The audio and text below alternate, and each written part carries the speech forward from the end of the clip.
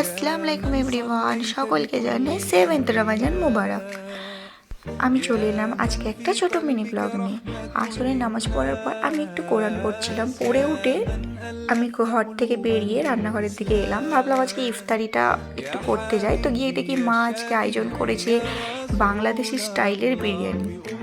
তো আমি সেটা দেখে খুবই খুশি হয়ে যাই। তারপরে চলে এলাম আমি আমার গার্ডেনে।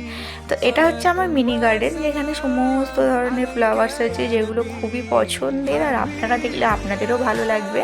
যাই হোক, এই যে মিনি যে সানফ্লাওয়ারটা, এইটা হচ্ছে আমার বেস্ট ফ্লাওয়ার। এটা অনেকগুলোই ধরেছে। এগুলো মানে দিনের বেলাতেই ফোটে, বিকেল হতে না হতে আবার মুড়িয়ে যায়। যাই হোক, এরপরে আমার এই মিনি ক্যাটটা সেই থেকে মেয়াও মেয়াও করছিল। ও বলছিল নাকি ওকে আদর করতে হবে, ওই জন্য আমার কাছে আসছিল। ওকে একটু আদর করে দিলাম। এবার গিয়ে আমি চলে গেলাম, আমাদের ঘরেতেই আছে পেঁপে গাছ, যেখান থেকে আমরা প্রতিদিনই পেঁপে মানে পেড়ে খাই। তো আমি দেখছিলাম আর পেঁপে পাকিনি, এই একটা অলমোস্ট কালার হয়েছে। তো তারপরে আমি চলে এলাম ইফতারি রেডি করতে। এর বীজখানে আমি ছোলা ভুনাটা তৈরি করে ফেলেছিলাম। তারপরে এই যেটা হচ্ছে চিড়ে, যেগুলো ধুয়ে রাখলাম, তারপর শরবত করলাম। তো সব কিছুই মোটামুটি আমার অলমোস্ট ডান, ইফতারি সাজানো। তারপরে দেখিয়ে দিচ্ছি যে আমার ছোলা ভুনাটা আমার তৈরি হয়ে গেছে। এরপর আমি কি করলাম, মাদুর পেটে সমস্ত কিছু আয়োজন করে নিলাম, আর মা ওদিকে তৈরি করছিল ওই বাংলাদেশি স্টাইলের বিরিয়ানি, যেটা খেতে অনেক ইয়াম্মি হয়।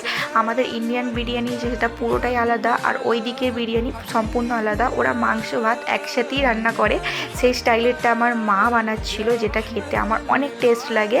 তো যাই হোক, এরপর মা চলে এলো কিছু ফল কাটতে, সেটাই আমি দেখছিলাম। আর হ্যাঁ, আপনাদেরকে বলি, এই রোজার মাসে কার কত পারা কোরআন পড়া হয়েছে, সো আমাকে কমেন্ট করে জানাবেন। আর আমার জন্য দোয়া করবেন যেন আমি এই রোজার মাসে কোরআন এক খতম করতে পারি ইনশাল্লাহ।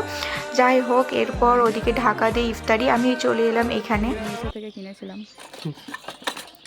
পুরো একটা সেট কিনেছিলাম। এইটা ভালো লাগছে, এটা ভালো লাগছে, তাই না? কালোটা খয়েরিটা, এই জাম কালারটা হেভি লাগছে। এটা ভালো লাগছে, এই রঙের সেট জামা পরতে হবে, তো ভালো লাগবে।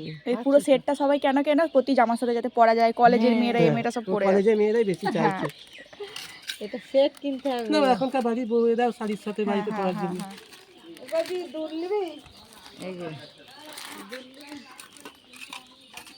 তো পাড়ায় এগুলো বিক্রি করতে এসেছিলো, সবাই দেখছিল, সেখানে আমিও একটু অ্যাড হয়েছিলাম। ইফতারের টাইম এখনও ছিল, তাই একটু সবাই গল্পগুজব করছিলাম। তো আজকের মতো এখানে, আল্লাহ হাফেজ।